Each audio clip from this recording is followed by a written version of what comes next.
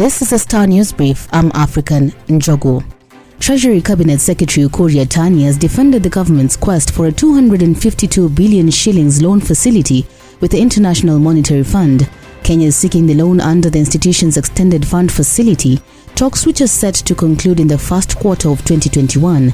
The CS told the Star this would be to inject more capital into state-owned enterprises affected by the shocks of the COVID-19 pandemic.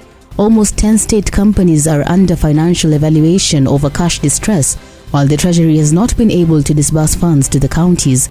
But on Tuesday, said the IMF, talks are a routine engagement in which the Treasury is looking at policy changes to reform the state enterprises. Yatani allayed fears the state was doing bad in terms of cash flow, dismissing the assertions as speculations. Get a copy of the Star by subscribing to our e-paper for only 10 shillings by dialing *550*3#. A standoff between doctors and the government looms after the union rejected the Health CS Mutahi Kagwe's counter offer. The union issued a 21-day strike notice on November 15th, demanding, among others, provision of a comprehensive medical cover for all doctors in the country, irrespective of whether they work in public or private facilities. Kagwe, a day later, announced that he had instructed the National Hospital Insurance Fund to conclude negotiations for comprehensive group lives, last expense, enhanced work and injury benefits, group accident and personal accident covers for COVID-19 for healthcare workers. But speaking in Nairobi on Tuesday, the Kenya Medical Practitioners, Pharmacists and Dentists Union dismissed the offer by the CS, noting that what was unveiled is still not addressing the concerns that they raised.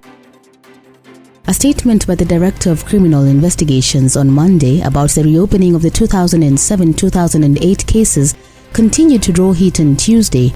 Deputy President William Ruto waded into the debate, saying that there are individuals aimed at inciting ethnic animosity in the country. His allies in Parliament launched a scathing attack against Kinoti, accusing him of inciting violence between communities living in the Rift Valley.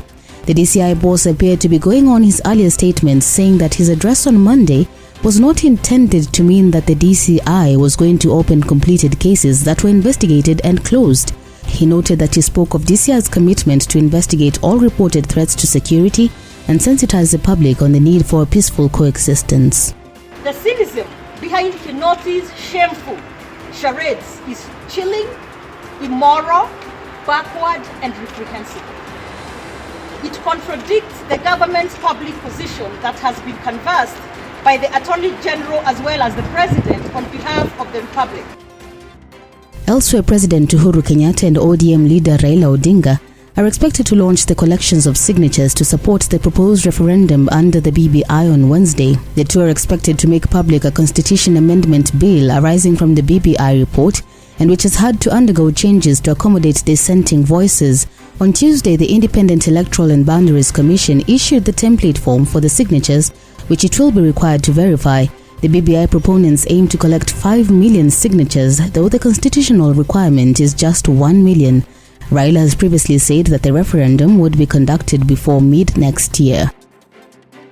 A large test and treat campaign in the western part of Kenya has reduced new HIV infections by more than 50%, results show. The strategy, which involves intensifying HIV testing and placing all positive people on treatment, confirms that virally suppressed people cannot infect others with HIV through sex. Researchers suggest the strategy could be the fastest way to control the epidemic in Kenya. The approach was rolled out in Diwa Sub-County, Homa Bay County between 2014 and 2018. Between 2014 and 2018, the prevalence rate dropped from 24 to 17%, and the percentage of new infections per year among the population at risk decreased from 1.9 to 0.7%. And finally, Nairobi residents have been warned that their water crisis is unlikely to end before 2035, a delay blamed on slow implementation of several projects. The Athi Waterworks Development Agency anticipated the shortage to end by 2026, but has pushed back scheduled completion dates of the projects. Some of the ongoing projects include the World Bank-funded Northern Collector Tunnel, Kigoro Water Treatment Plant, raw and treated water transmission pipelines, and Karimenu 2 Dam. According to the agency's strategic plan for 2018-2022, the daily water demand for the city stands at 810 million litres against an installed production capacity of 550 million litres. The deficit is 260 million litres, forcing the Nairobi Water and Sewage Company to ration the supply. Get a copy of the Star by subscribing to our e-paper for only 10 shillings by dialing *550*3#. You can also get more on the Star website.